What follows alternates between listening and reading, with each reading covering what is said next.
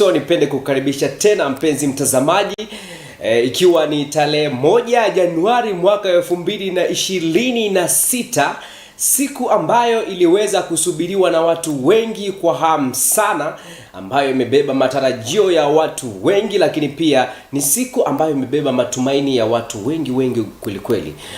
Katika siku hii ya Alhamisi, sisi tumeamua kuichagua kama zawadi kufungua ukurasa mpya wa mwaka 2026 kwa kishindo kupitia kipindi chako kilichoko hewani kwa sasa, moja kwa moja, kipindi cha Amka Tumsifu Mungu, ambapo leo tutaenda kuangazia mambo mengi sana kuhusiana na kila ambacho tumeamua kukiandaa ili uweze kubarikiwa siku ya leo. Nina imani kabisa uko na shauku kubwa kwa kumshukuru Mungu kwa namna jinsi ambavyo ameweza kukufikisha salama katika mwaka mpya, kuifungua kalenda mwaka huu 2026 bila matatizo yote. Hata kama ulikuwa na changamoto, nina imani Mungu ameendelea kusimama na wewe na kukupa nguvu zaidi, maana tunajua wapo wengine pia wamekata tamaa na kukosa matumaini kabisa, lakini ni mkono wa Bwana ambao umeweza kutufanya sisi kuwa hapa. Nikusii tu uweze kuendelea kuwa nasi na kufuatilia. Mwandaji kipindi hiki si mwingine ni Emmanuel Makuliga, ambapo leo amekuandalia na kukutayarishia kipindi kizuri kabisa na kwenda kuangazia sehemu nzuri ambayo itaweza kukufanya wewe uweze kubarikiwa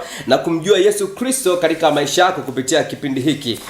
Nafasi ambayo tunaenda kuangazia kwa sasa ni mjadala mpana ambao tumeuandaa kuhusiana na siku yenyewe. Kama unavyoitazama, siku ambayo imejaa tabasamu, lakini pia ni siku ambayo yenye shamra za huku na kule, kila mmoja hisia za watu, mioyo za watu zikimshukuru Mungu na namna jinsi ambavyo ameendelea kuwa mkuu katika maisha yao. Tutaenda kugusia sehemu mbalimbali, hususan tutaenda kuangazia mada ambayo tumeandaa leo yenye mjadala mpana kabisa na yenye kukufanya wewe kukupa matumaini kuanza upya ama kuanza safari yako ukiwa na matumaini na kumshukuru Mungu kwa namna jinsi ambavyo amekuwa mkuu kila siku iendayo leo kwa Mwenyezi Mungu. Mada ambayo tutaenda kuigusia hasa inasema kuishi katika tumaini la Kristo. Kuishi katika tumaini la Kristo ni mada ambayo siku ya leo tumeamua tukuletee, ikiwa ni tarehe 1 Januari mwaka 2026. Hebu endelea kubarikiwa. Sogeza nafasi yako hii ili iweze kumpata Yesu Kristo katika maisha yako, katika kipindi chako pendwa barani Afrika, na kuangazia hasa mengi ambayo Mungu ameamua leo ama amejifunua sisi kwaye tukuletee. Ambaye anasababisha matangazo haya anaruka hewani kwa uzuri kabisa na mshika kamera na si mwingine ni akiongozwa na mtaalamu mwenyewe Elisha Ndaro, lakini pia anahakikisha matangazo haya yanakufikia vizuri kule uliko. Huyu si mwingine pia ni Emmanuel Makuliga kwa siku hii ya leo. Nikusii kwa sasa uweze kutega masikio yako na kutufuatilia hata pia kupitia mitandao ya kijamii kwa kuandika Habari Star TV ama Tumsifu Mungu ili uweze kubarikiwa sana. Leo nimepata bahati ya pekee, ama ninaweza kusema bahati ya mtende, kuweza kukutana na mgeni ama mtumishi wa Mungu ambaye anafanya kazi ya Bwana kwa moyo wake wote. Aliamua kuacha elimu alionayo ya kidunia na kuchukua elimu ya mbingu kuhakikisha anatangaza kazi ya Bwana ili uweze kufika ulimwenguni kote. Na huyu ni mchungaji lakini pia ni mwalimu kutoka kanisa la EAGT hapa Mwanza, Tanzania. Tutaenda kumfahamu kwa kina zaidi kupitia mada ambayo pia tumeandaa, kuishi katika tumaini la Kristo. Unaweza kushiriki nasi sasa kwa kupitia nambari za simu ambazo unazitazama hapo kwenye television yako, ambapo ni 0693 916 497. Nipende kumkaribisha mtumishi wa Mungu kwa sasa. Bwana Yesu asifiwe. Amen. Tumsifu Yesu Kristo. Mwana tuliona mwana kondoo amezaliwa ikatoka kule, na sasa tumekuja kwenye ufunuo wa ama sura mpya ya kalenda ya tunaanza majira mapya. Tumeanza majira mapya. Lakini pia tumeanza siku mpya ambayo imebeba matumaini ya watu wengi kabisa.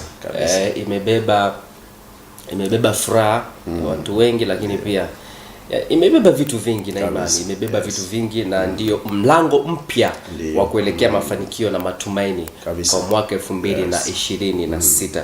Nipende kukaribisha sana, najua umekuwa ni mdau wa karibu sana wa kutangaza kazi ya Bwana, lakini pia sidhani kama ni mara ya kwanza kuweza kufika hapa.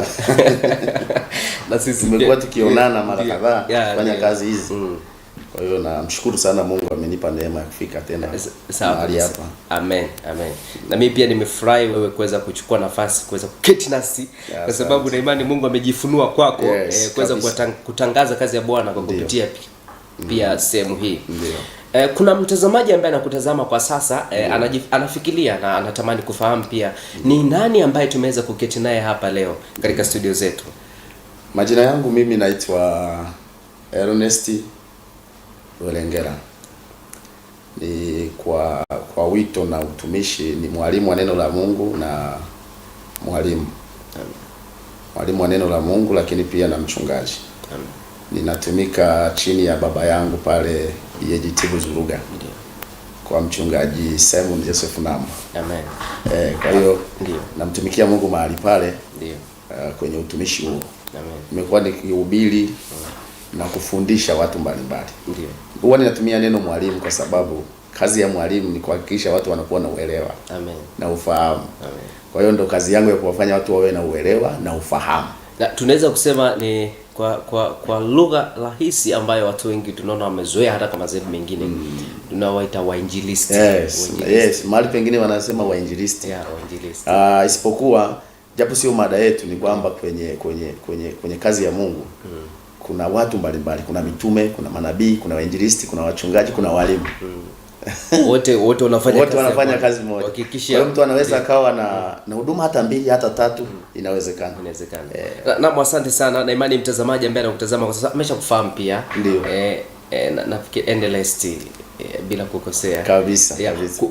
Kuna namna jinsi ambavyo nilitazama pia ukiendelea kuifanya kazi ya Bwana, japo ni muda mrefu kweli lakini tupende kumshukuru Mungu kwa kufungua kipindi hiki kwa njia ya maombi. Tujikabidhi kwa kufungua mwaka kwa kishindo wa mwaka 2026. Karibu sana. Asante. Ni ndugu mtazamaji anayenitazama anaweza akashiriki hata maombi haya. Ni maombi ambayo tunaanza mwaka, tunatamani Mungu atembee pamoja nasi. Bwana Yesu, tunalibariki jina lako. Tunakushukuru kwa uaminifu wako. Umetupa neema ya kuwepo tena siku ya leo, siku ya tarehe 1 ya mwaka mwingine 2026. Tuko mahali hapa kuanza kipindi, lakini pia tunajua wako wanaotazama kipindi hiki. Achilia matumaini mapya. Utumaini lililoko katika Kristo Yesu likatupeleke na kutubeba kuanzia tarehe 1 mpaka 31 Disemba ya mwaka huu. Kawe mwaka wa amani, mwaka wa ushindi, mwaka wa furaha, mwaka wa kicheko, mwaka wa tumaini jipya. Tunajiweka mikononi mwako, ni katika jina lako Yesu Kristo. Amen. Amen. Amen. Mbaraka umefika. Wow. Yes. Sawa. Tumekuwa tukitazama pia shamla za mwaka 2025. Sasa tunasema mwaka uliopita. Uliopita na sasa tupo katika mwaka mpya na tumeanza kabisa. Ni kama wanasema mbuyu ulianza kama mchicha kabisa. Na sisi pia tunaanza mwaka mpya kwa kishindo, kwa kusifu jina la Bwana kwa kupitia kipindi hiki cha Amka Tumsifu Mungu, kumshangilia kwa namna jinsi ambavyo anatenda makuu. Tuko na mada nzuri kabisa ambayo natumaini mada hii pia itamtia moyo kabisa kwa yule ambaye amekosa tumaini kwa mwaka 2025 na kuanza vyema kwa mwaka 2026. Kuishi katika tumaini la Kristo.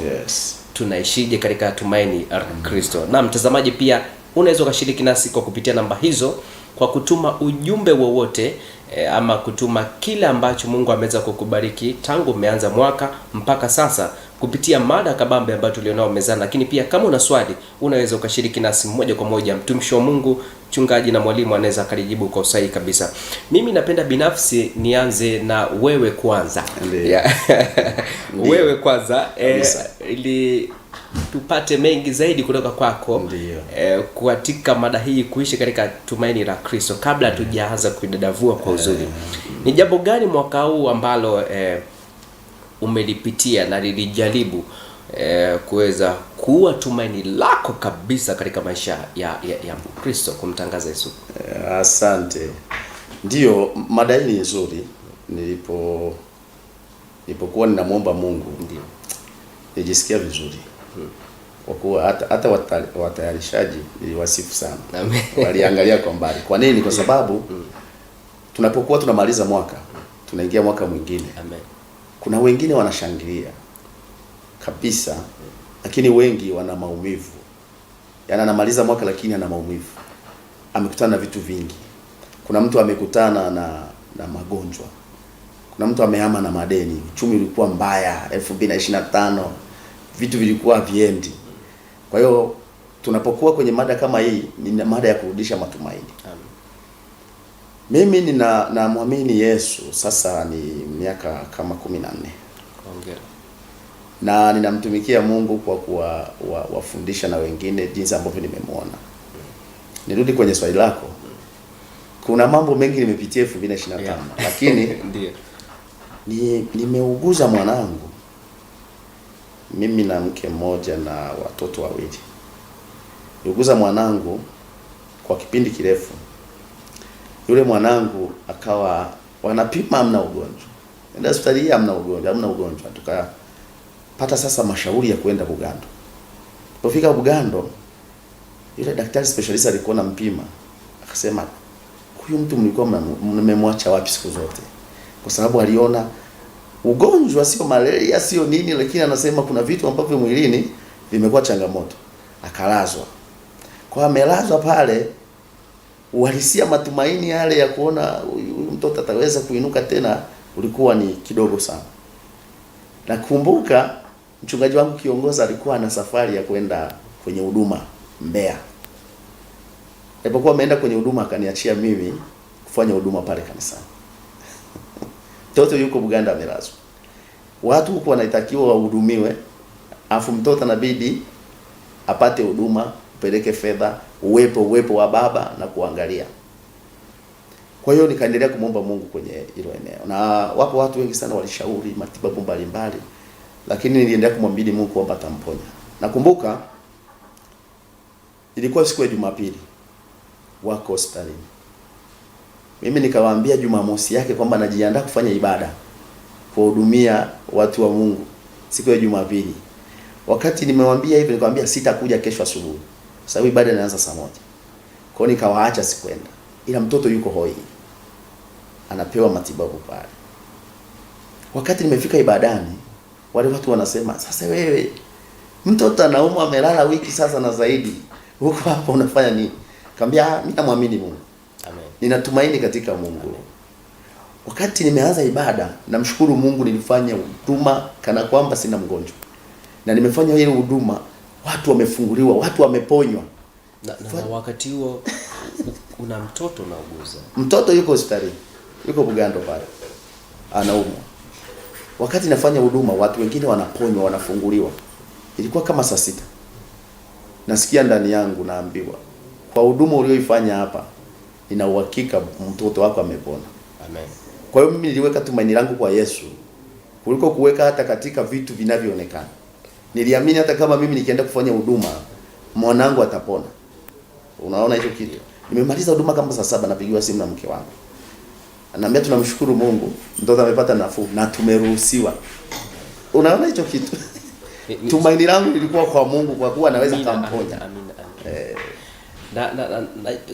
Kwa namna jinsi ambavyo umeeleza, kwa mtu tu kutafakari anaweza kuona ni kitu rahisi sana. Ni kitu kigumu kwa sababu kinahitaji imani sana. Ndio. Unahitaji imani kwamba mwanangu nimwache yuko hospitalini, yuko odini, yuko hoi, alafu mimi niende kufanya huduma. Sio kitu chepesi. Na watu wengi sana waliona wakajifunza. Ni kitu kinachohitaji imani. Na tunapozungumzia kwa habari ya kuwa na tumaini katika Kristo, ni kuwa na imani. Kuwa na imani. Kuwa na imani katika Kristo Yesu. Changamoto na uzuri wa imani, imani huwa inafanya kazi kwa vitu visivyoonekana. Tarudia. Imani inafanya kazi kwa vitu visivyoonekana. Visivyoonekana. Imani. Kitu kikionekana, hiyo sio imani. Waebrania 11:1. Bayana ya mambo yasiyoonekana, yanayotarajiwa. Na ndio maana tunapokuwa tunaanza mwaka, tarehe 1 ya mwezi wa kwanza 2026, lazima uwe na imani ya kwamba ninaamini nitavuka mwaka 2026. Lakini pia ninaamini mwaka huu ni mwaka wa kufanikiwa kwa viwango vya juu sana kuliko miaka iliyopita. Na wengine wanasema mwaka wa kufunguliwa. Mwaka wa kufunguliwa, yeah. Mwaka wa matumaini. Yeah. Mwaka wa matumaini. Mwaka wa kupaa viwango vya juu. Wanawaambia kama ulilia 2025, huu ni mwaka wa kicheko. kufuta machozi. Kwa kufuta machozi. Amen. Yesu anasema atawafuta machozi. Ndio, amen, amen, amen, amen. Kuna wengine pia najua kuna wengi tunapitia magumu na kila mmoja akiamua atueleze hata pia kwa kupitia jumbe kwa kutoa shuhuda ni nyingi kweli kweli, namna jinsi ambavyo watu wanapitia changamoto za huku na kule. Umetueleza namna jinsi ulivyopitia hatua hiyo, na mpaka sasa kipi kikubwa ambacho uliweza kujifunza mwaka 2025 na unatamani ama pia una imani kubwa kitaendelea kukua zaidi kwa mwaka huu 2026? Ndio, yes. 2025 nimejifunza vitu vingi. Moja ya kitu nimejifunza ni kumtegemea Mungu. Kumtegemea Mungu. Biblia inasema kwenye kitabu cha Yeremia 17:7, amebarikiwa, hana heri yule mtu anayemtegemea Mungu. Ana heri. Unapoitwa heri maana yake umebarikiwa, umestawi, umefanikiwa. Kwa hiyo nimejifunza kumtegemea Mungu. Kumtegemea Mungu kwenye maeneo gani? Kwenye uchumi, wakati wa magumu. Ngoja nikwambie, tofauti yetu sisi watumishi na watu wengine sio kubwa. Wao wanapata shida na sisi tunapata changamoto. Sio kwamba sisi hatupitii changamoto. Maana kuna wengine wanaweza kusema tunajua watumishi wa Bwana. Wao watumishi wa Mungu hawana changamoto.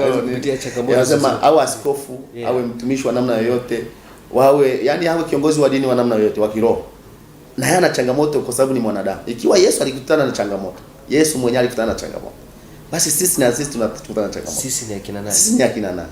Sasa tofauti yetu sisi na wao wengine ni kwa sababu sisi tunamtegemea Mungu 100%.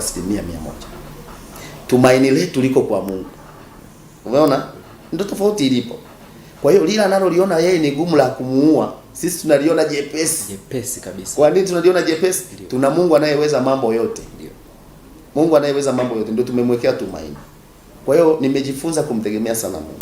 Amen. Kwenye nyakati ngumu. Amen. Kwenye mapito ambayo nimepita 2025, nimejifunza kumtegemea sana. Najua kuna namna jinsi ambavyo hata mimi natafakari ni namna Mungu ambavyo ametenda makuu. Sababu tunaweza kuona ni kitu chepesi, lakini ngoja tuelekee moja kwa moja sasa. Japo bado tunaendelea kutembea katika mstari wetu ule katika kichwa cha mada ambayo tumekuwa nacho, kuishi katika tumaini la Kristo. Umeleza tumaini, lakini pia kuna mmoja natamani sasa ukamfafanulia vizuri pia ukatupa na mistari ya maandiko katika Biblia. Tunaposema kuishi katika tumaini la Kristo, tunakuwa tunamaanisha nini hasa kwa mtazamo wa kumtukuza Yesu Kristo na si mtazamo wa kibinadamu? Maana huenda tunaweza kusema tunaishi katika tumaini la Kristo lakini kwa mtazamo wa kibinadamu. Hebu tupeleke hapo. Ndio. Yes. Kuishi katika tumaini la Kristo, tafsiri nyepesi ni kuishi ukizitazamia ahadi za Mungu juu ya maisha yako. Nikupe mfano. Nikikwambia nitakupa 100,000 kesho au mwaka ujao au mwezi ujao, unaweka tumaini la kupata 100,000 kwangu. Hata kama hujaishika, kuna namna unajisikia kana kwamba ile changamoto yako ya 100,000 imetatulika kwa sababu una tumaini la kupata hiyo 100,000 kwa mtu. Umenielewa? Hiyo ni ahadi. Kwa hiyo kuishi katika tumaini la Kristo ni kuishi katika ahadi ya Mungu. Andiko moja hapa nisome Warumi 15:13.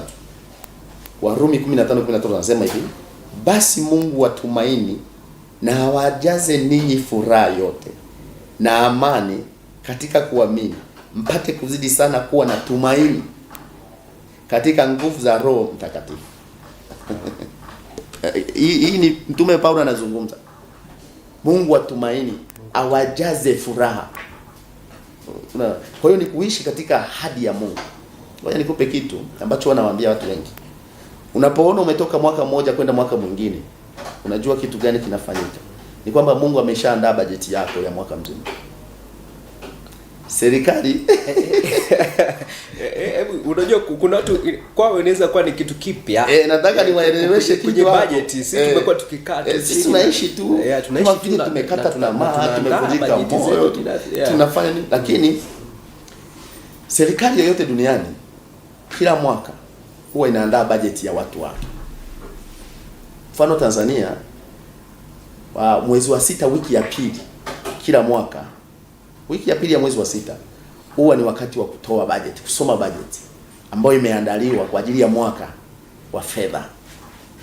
Ile budget huwa inaandaliwa kwa namna gani? Inaandaliwa kulingana na raia alionao, watoto, wa mama, vijana, wazee, rasilimali zote. Sasa Mungu wetu unapokuwa unavuka kutoka mwaka mmoja kwenda mwaka mwingine, huwa anaandaa budget, yani anakuandalia budget, anakuandalia rasilimali.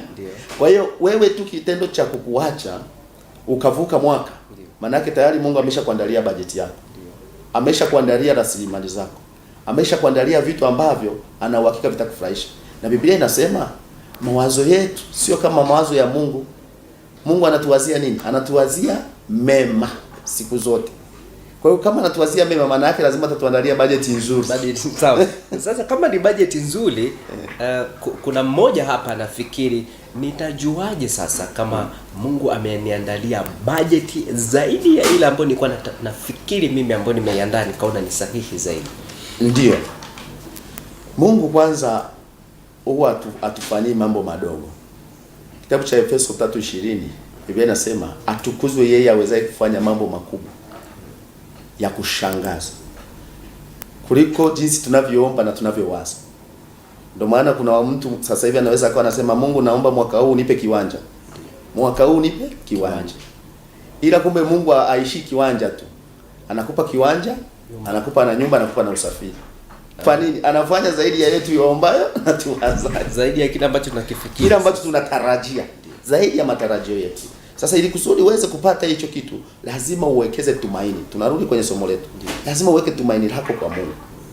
Tumaini lako likae kwa Mungu. Na tumaini nimesema ili kusudi likae kwa Mungu vizuri, lazima uwe na imani thabiti kwa Mungu unayemwabudu. Imani. Nikupe tu andiko hapa la kujua imani ni kitu gani.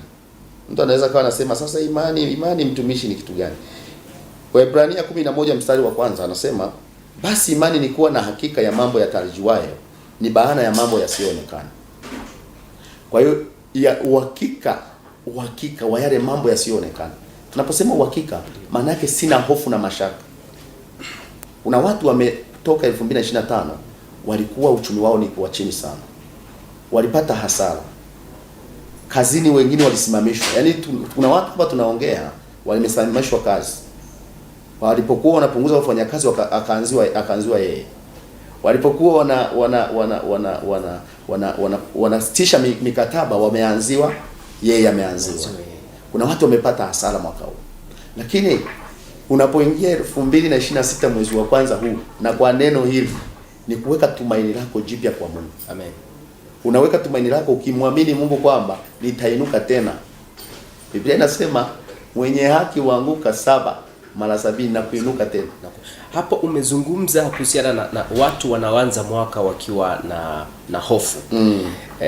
Nikapata swali hapo. Karibu. Kwa nini watu wengi leo wanaanza mwaka mpya wakiwa na malengo, lakini ile imani yao inakuwa ni ndogo? Na anatamani afanye kitu fulani na afikie malengo fulani, na anaanza kwa kasi, tunasema kwa kishindo, ila kadri mwaka unavyozidi kuendelea anazidi kuchechemea. Hapo mchungaji, hebu tupe somo kuhusiana na swala hilo. Hata yule ambaye anatazama kwa sasa huenda bado hajachelewa, kwa sababu ndio Januari tarehe 1, hii anaweza karekebisha mambo na yakaenda vizuri. Ndio. Kwa kupitia vifungu vya Biblia, hasa tukiangazia hata kule kwa Methali 13 na ule mstari wa 12. Nikupe tu ili andiko Ayubu 22:28. Na hili linaweza likamsaidia mtu kuendelea na mwaka. Ayubu 22:28 anasema hivi: nawe utakusudia neno, nalo litadhibitika kwako. Na mwanga utaziangazia njia zako. Nawe utakusudia neno, nalo litadhibitika kwako. Nikwambie, yaani hakuna kitu kinatoka nje ya maisha yetu. Kila kitu tunacho sisi ndani. Yaani mwanadamu unavyoishi, kila kitu unacho ndani. Okay? Anaposema utamia jambo nalo litadhibitika, au utakusudia jambo nalo litadhibitika, ni vibaya mno kuanza mwaka hauna malengo. ni vibaya mno kuanza mwaka hauna malengo. Na yale malengo unapokuwa umeyaweka, lazima yale malengo yawekee imani. Imani ndio itapushi yale malengo. Imani sio tindika. Waebrania 10:38 anasema mwenye haki wangu ataishi kwa imani. Na je, unaweza kama Mkristo lakini usio na imani? Inawezekana. Iko hivi. Imani huwa naisema tofauti kabisa na hata kumwabudu Yesu. Nikupe mfano. Wafanya biashara wote wakubwa, awe Mkristo asiwe Mkristo, anamwabudu Mungu amwabudu Mungu, wana imani kubwa. Kwa nini? Anaamini ana share hapa Mwanza, anapeleka gari linachukua mafuta bandarini. Gari lina milioni kadhaa, mafuta yana milioni kadhaa, bado anangoja ile gari lirudishe mafuta mpaka huku Mwanza. Hiyo ni imani kubwa ya kuchukua hela iende. Awazi kwamba inaweza ikafika Dodoma ikaungua. Awazi inaweza ikafika Dodoma ikapata ajali. Umenielewa? Kwa hiyo ana imani ya kwamba hii biashara nikifanya nitafanikiwa. Na hakuna eneo linahitaji imani kama kwenye biashara. Na watu wengi sana wamepata changamoto kwenye eneo la biashara kwa sababu hawana imani. Imani ni zaidi hata ya kumwabudu Yesu. Wakati Yesu anawaponya wale watu wenye ukoma, anayetokwa damu miaka 12, aliyetokwa damu miaka 12, yule mama alikuwa amekosa tumaini. Ameshua tumaini kabisa. Ameenda kwa waganga. Biblia inasema alikuwa ametumia fedha zake na mali nyingi kwa waganga, akupata msaada. Aliposhika tu pindo la Yesu Kristo, Yesu anamwambia imani yako imekuponya. Kwa nini imani? Kwa sababu imani ndio mkono wa kupokea majibu yako. Umenielewa? Sasa kuna watu wengi wanaanzaga mwaka tarehe moja, ana maono yake amewekea nguvu. Anavyoendelea mbele, ikifika mwezi wa 5, alikuwa anasema mwaka huu lazima nitatunza milioni 10. Anaanza kusema hata nikitunza tu milioni 5 sawa. Akifika mwezi wa 10 anasema hata milioni 2. Anaenda anapunguza yale wakati kitu ambacho katika imani haitakiwi. Hiyo ni nini? Ni kuishi imani isiyokuwa na muendelezo. Ukiishi imani isiyokuwa na muendelezo, uwe na uhakika kwamba huwezi kuvuka. Na ili kusudi ushinde, lazima uamini ya kwamba kitu nilichokianza lazima nikikamilishe, lazima nikitimize. Sawa. Kile ulichokianza lazima ukikamilishe na lazima ukitimize.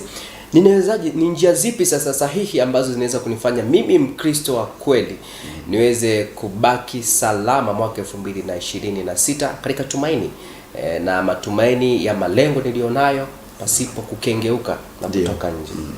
Namba 1, tengeneza mtazamo wako. Mtazamo. Unaona mimi nilivyovaa hivi kwa sababu ya maamuzi yangu. Kwamba leo nivae suti. Zilikuwepo suti nyingi au mashati mengi au swali nyingi. Kwa hiyo unapomuona mtu anaishi ni matokeo ya maamuzi yaliyoko kwenye ufahamu wake. Na ndio maana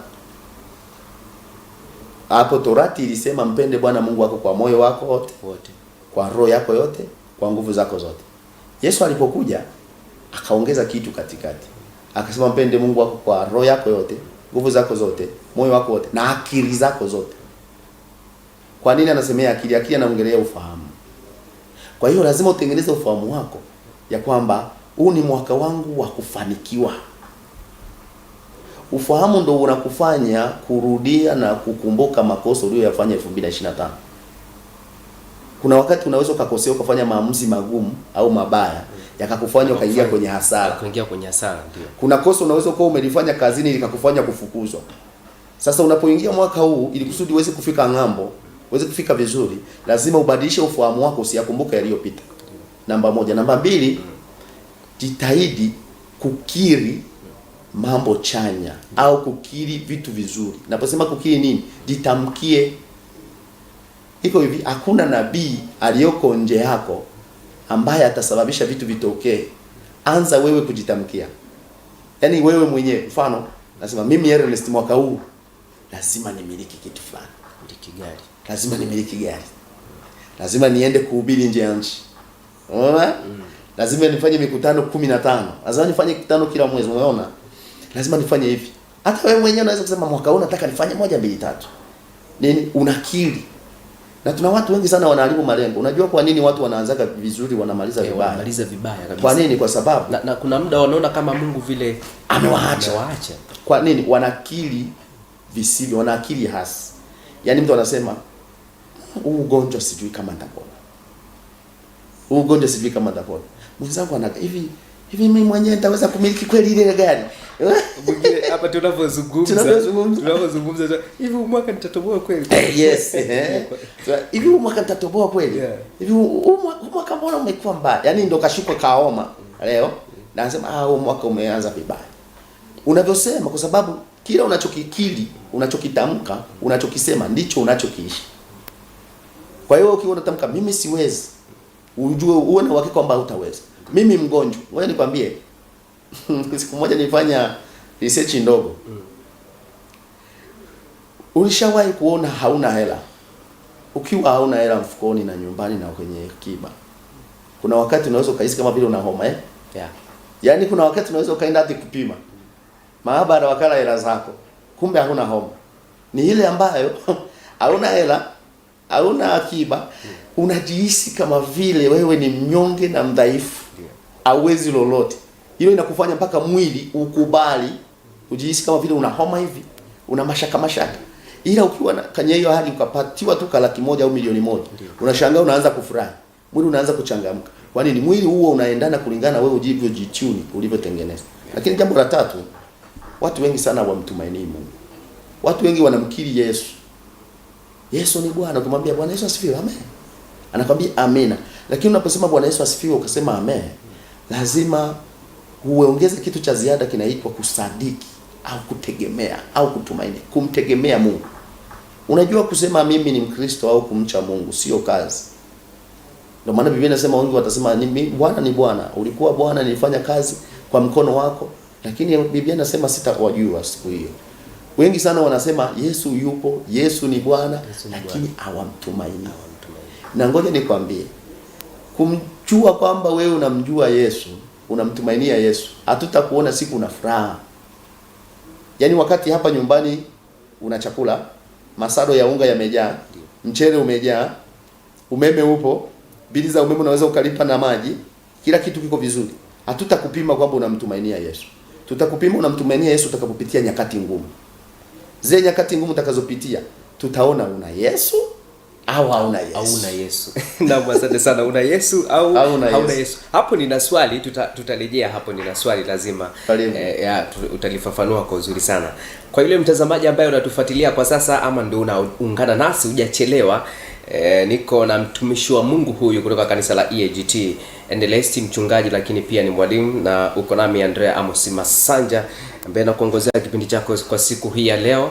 Lakini pia kwa yule mtazamaji ambaye una shauku ya kutuma ujumbe wowote ambao umeweza kubarikiwa kwa mwaka 2025 na mpaka sasa kuingia mwaka 2026, tumia namba hiyo kuweza kutuma ujumbe huo ili uweze kubarikiwa. Lakini pia unaweza ukatuma swali lolote ambalo linakutatiza kutokana na mada ambayo tuko nayo mezani, kuishi katika tumaini la Kristo, kuishi katika tumaini la Kristo.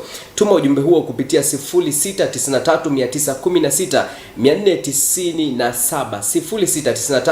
0693916497. Namba hiyo itakuwa ni namba ambayo imekupa nafasi wewe ya kuweza kutuma ujumbe wako, nasi pia tutaweza kusoma na kufahamu maoni yako ni yapi kwa mwaka huu 2026, tukiwa mwanzoni kabisa mwa kalenda hii mpya yenye matumaini na matarajio mapya kwa watu wengi sana. Umezungumzia kuhusiana na swala zima la changamoto.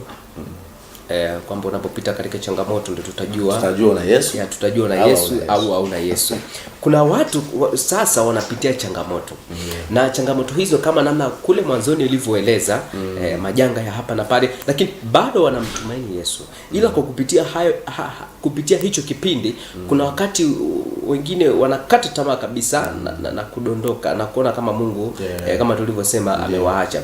Wanawezaje sasa kubaki katika mstari ule ule na kuachana na hii homa ambayo inaweza kuwakumba muda wote? Maana majaribu yapo. Ndio. Nina kitabu kimoja nimekiandika. Ndio. Kinaitwa hivi, Nyakati Ngumu Hazidumu. Nyakati Ngumu Hazidumu. Ni mwandishi? Yes, ni mwandishi wa kitabu. na nitakizindua nafikiri hapa mwezi wa pili wa ngapi, nafikiri nitakuja. Watabarikiwa. Nyakati ngumu hazidumu. Ndio. Sasa imani ina sifa kama ya nafsi hai, kama mwanadamu. Imani inaweza kufa, imani inaweza ikaongezeka au ikakua, lakini imani inaweza ikapungua.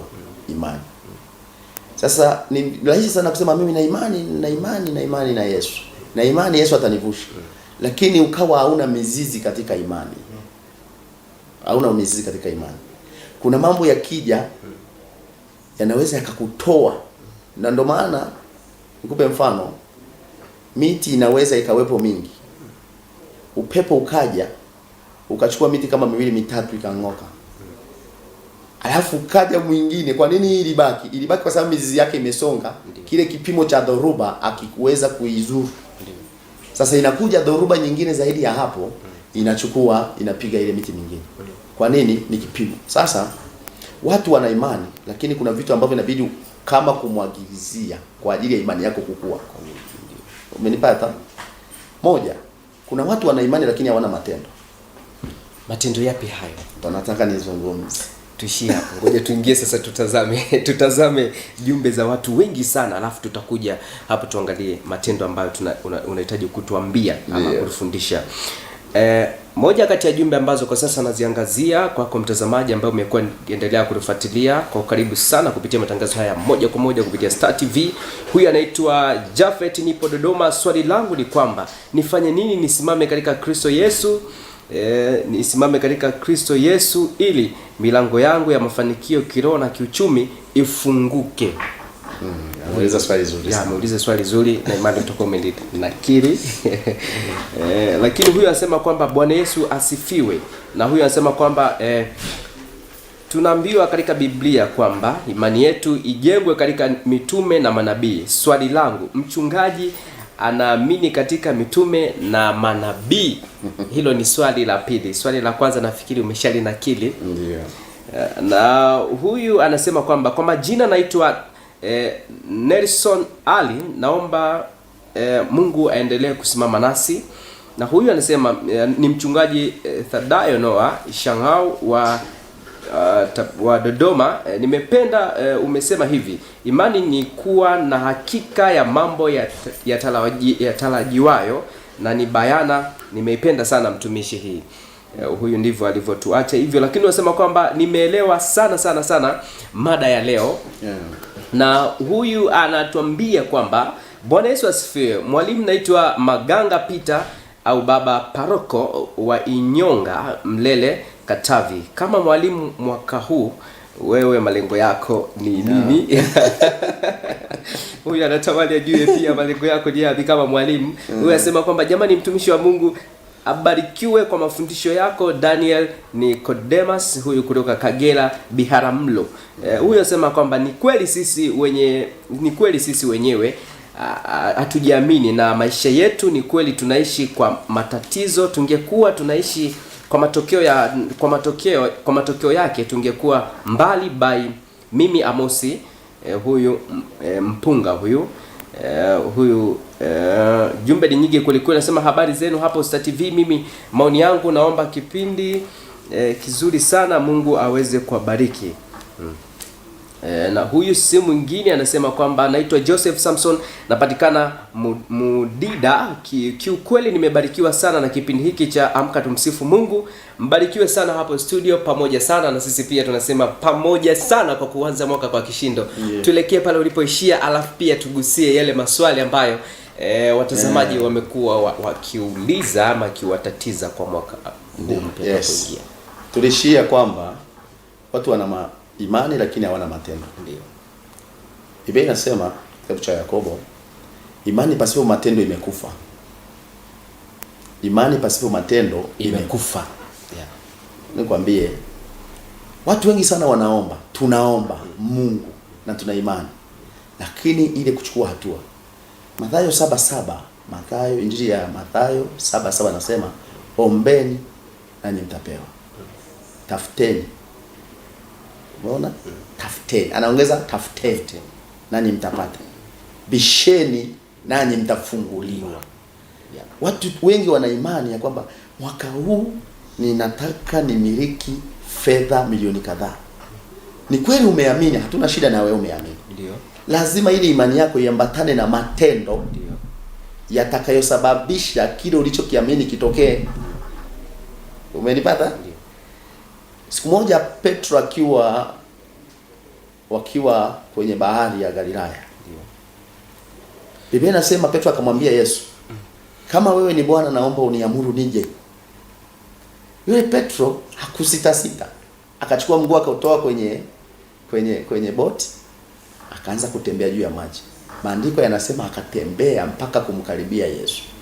Biblia inasema alipokuwa anamkaribia Yesu, kuna vitu vilitokea. Moja, aliona tufani inakuja, wimbi linakuja, akaliangalia. Baada ya kumwangalia Yesu, akaliangalia wimbi. Maandiko yanasema akaanza kuzama. Akapiga kelele, Yesu nisaidie." Maandiko yanasema Yesu akanyosha mkono wake akamuinua. Kwa nini? Ametoka huko kota alikokuwa, ametembea mpaka kafikia katika usawa wa mkono wa Yesu. Ndipo anaanza kutazama kwingine. Ndivyo watu wengi wanaanza mwezi wa kwanza wako vizuri, wako fire. Akifika mwezi wa 10 anaanza kutazama vingine. Na wakati mwingine Petro yawezekana alijiona amefanikiwa. Yawezekana aliwaambia kina Andrea aliyokuwa nao kwenye chomba, anawaambia mmeniona nimeweza bana. Ndio. Nimeweza kuvuka, nimeweza kutembea juu ya maji. Sasa watu wengi sana wana imani lakini hawana matendo. Unapokuwa unaamini kwamba mimi mwaka huu ninataka nipate fedha fulani, niinuke kiuchumi, fanya matendo yanayosababisha hiyo imani yako ipate matokeo. Unaweza ukawa na fedha haziji kushuka mbinguni. Haipo kitu kama hicho. Na kama mtu amekuaminisha, ni mtumishi wa Mungu au mtumishi wa yoyote, amekuaminisha kwamba fedha zitashuka, haipo. Maana kuna mwingine sasa akasema kwa sababu naishi kwa matumaini, ngoja nilale. Licha kulala nitakuwa naomba, ninakesha. Na ndio maana tuna watu wengi sana wanaomba lakini bado ni maskini. Hiyo nikwambie. Wanaomba, wanakesha makanisani bado ni maskini. Issue sio kuomba. Mungu amesikia kabisa. Issue sio kuamini. Issue ni kuambatanisha matendo yanayoambatana na imani. Ni sawa sawa na kijana anataka kuoa. Anashinda ndani, anajifungia, anasema Mungu nipe mke. Na hana uwezo wa kwenda kusema kwamba aenda atafute mke. Ni sawa sawa na mtu yuko ndani anaomba, anasema mimi nataka fedha. Unaamka unaenda kanisani unakaa, unataka fedha. Fedha haziwezi kuja. Maandiko yanasema kwenye kitabu cha Kumbukumbu la Torati, yeye Mungu ndiye atupaye nguvu za kupata utajiri. Amen. Anaposema za kupata, maana yake lazima tuutafute matendo. Lakini namba 2, watu wengi sana wana imani, lakini jinsi ambavyo wanakiri maisha yao, wanakiri tofauti. Anaamini nitapona, lakini baadaye anasema huu ugonjwa sijui kama nitapona. Sawa. Tuelekeze sasa kwenye swali la watazamaji ambao tumekuwa tukiyatazama kwa kina na tutaendelea kutazama pia, na muda jinsi unavyozidi kuyoyoma kweli kweli. Huyu ameuliza, amesema nifanye nini kufanikiwa kiroho na kimwili? Ndio. Huyu mtu wa Dodoma nafikiri. Sema nifanye nini kufanikiwa kiroho na kimwili? Ndio. Jambo la kwanza, ili kusudi ufanikiwe kiroho na kimwili, ni kuweka tumaini katika Yesu Kristo. Amen. Tumaini katika Yesu Kristo. Amen. Kitabu cha Yeremia 29:11 maandiko yanasema anatuwazia mawazo mema. Sio kama anavyowaza mwanadamu. Kwa hiyo ni kuweka tumaini katika Yesu Kristo, namba 1. Namba 2, kuongeza kiwango cha kumcha Mungu. Ndio. Na ndio maana unapomaliza mwaka lazima ujitathmini. Hivi mwaka jana nilienda kanisani mara ngapi? Kuna watu tunaongea hapa, ameshachoka mpaka akaacha kwenda kanisani. Amekaa nyumbani. Na wala simlaumu. Kuna kiwango kinafika magumu yanakufika kiasi kwamba kama hauna imani nzuri ni ngumu sana kwenda kanisani. Kwa hiyo lazima aongeze kiwango chake cha kumcha Mungu. Lakini namba 2, aweke bidii. Biblia inasema hivi, mkono wa mwenye bidii utafanikiwa na utatajirika. Mvivu siku zote ataishi kwenye uhitaji. Kwa hiyo ili kusudi uweze kuvuka, inahitajika kuongeza bidii. Ongeza bidii. Kama ulikuwa unaamka saa 2, anza kuamka saa 12. Ongeza bidii. Kama ulikuwa unafanya kazi kwa masaa kadhaa, ongeza, fanya zaidi hapo. Ulikuwa unafanya biashara yako ulikuwa unaifanya dakika chache, ndani ya masaa 2, 3, 4, au unakuja kufungua biashara saa 4. Wenzako walifungua saa 1, wameshaanza kuuza hata mikate. Ndio. Sababu watu wanakunywa chai asubuhi. Na wewe ongeza maarifa. Kwa hiyo lazima kuongeza bidii ili kusudi uweze kuvuka. Tuelekee sasa kwa ufupi, ukimjibu na yule wa pili ambalo swali lake pia aliweza kuliuliza. Nafikiri anasema mwalimu, unaamini katika mitume na manabii? Maana Biblia imesema imani yetu imejengwa katika mitume na manabii. Ni kweli. Biblia inasema imani yetu imejengwa katika mitume kwa ufupi sana ukimjibu. Na mimi kabisa huwezi kupinga kwa sababu ni huduma tano. Huduma tano nimesema mwanzo ni mitume, manabii, wachungaji, walimu na wainjilisti. Kwa hiyo tunaamini imani hii wameipokea tangu kanisa la kwanza, kanisa la mitume na manabii. Mitume walikuwepo wakina mtume Paulo, hawa kina Petro, mitume 12 walichaguliwa, kwa hiyo walibeba imani. Sawa. Kwa hiyo tunaamini. Lakini mwingine akasema, mwalimu, wewe ni mwalimu, tutarajie nini sasa kwako kwa mwaka 2026? Tumaini lako ni lipi? Mimi natarajia kuwaelimisha na kuwafundisha watu wengi kulingana na kile Mungu amenipa. Kwanza namshukuru sana Mungu. Mimi nimeanza tarehe 1 mwezi wa kwanza nikiwa hapa. Ukiwa hapa. Ninasema na Watanzania. Ni tayari. Kwa hiyo nimeshaanza. Ndio, asante sana. Nimeshaanza. Sawa, asante sana mchungaji na mwalimu NLST kutoka kanisa la EAGT. Ngoja tutazame wengine pia wanasema nini wenzetu kule. Anaitwa Gradinesi anasema amina. Huyu anasema kwamba Bwana Yesu asifiwe. Kwa majina anaitwa Stella Mujeluma, mtumishi, ubarikiwe sana kwa mafundisho mazuri. Na huyu anasema kwamba anaitwa Nijo Buyoka wa Dodoma Nzunguni, na afuatilia toka mwanzo mpaka sasa. Mungu awabariki sana. Nawe pia tunasema Mungu akubariki sana, endelea kuwa nasi. Anasema anaitwa hajasema jina, anasema linatoka wapi, lakini anasema kwamba Mungu awabariki sana watumishi wa Mungu kupitia kipindi cha Amka Tumsifu Mungu. Mimi na Solo napatikana Reshata, na watakia heri ya mwaka mpya. Na wewe sema kwamba Bwana Yesu asifiwe sana sana mtumishi. Nasema ni mada nzuri sana. Kuishi katika tumaini la Kristo ni kuondoa mapenzi mwenyewe ili ambavyo ungeweza kujiona na ukafanya sasa. Hayo yote utayaweza kuyatekeleza kwa mtu mmoja tu ambaye ni Kristo na ni mchungaji. Huyu anaitwa Andrew. Na anasema kwamba anaitwa Wilson Peter. Swali langu ni kwamba imani ni bora kuliko dini. Naona huyu ametoka kabisa. Nasema Bwana Yesu asifiwe mtumishi, nabarikiwa sana na kipindi hiki. Mungu akubariki sana. Watu wa Mungu tunapaswa kuwa na imani, kila kitu kinawezekana kwa imani. Amen. Amen. Huyu ndivyo alivyomaliza hivyo. Anasema kwamba mimi, Bwana Yesu asifiwe, namshukuru Mungu kwa kuona mwaka mwingine tena. Yes, kuna watu pia hata kuona mwaka ni muujiza, hawaoni kama ni imani. Na huyu anasema kwamba asante mchungaji kwa mafundisho. Mimi ni nasema nafuatilia vizuri sana. Na anasema kwamba anaitwa huyu anatokea Isegege Buchosa. Je, kuna utofauti gani kati ya imani na kuamini?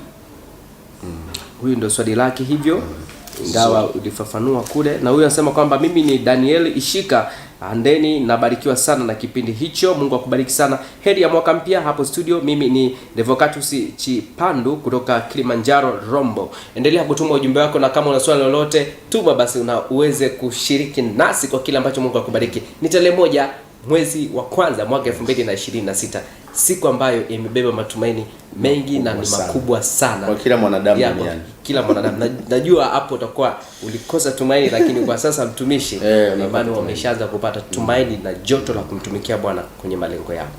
Kuna kitu hapo nizungumze. Ndio. Huyu hiyo swali lake tusilipuuze. Anasema kuna kipi bora kati ya imani na dini? Yeah. Niseme hivi, hakuna dini yoyote isiyokuwa na imani. Kila dini ina imani. Hata ambapo hamna dini, hata miungu wanaamini.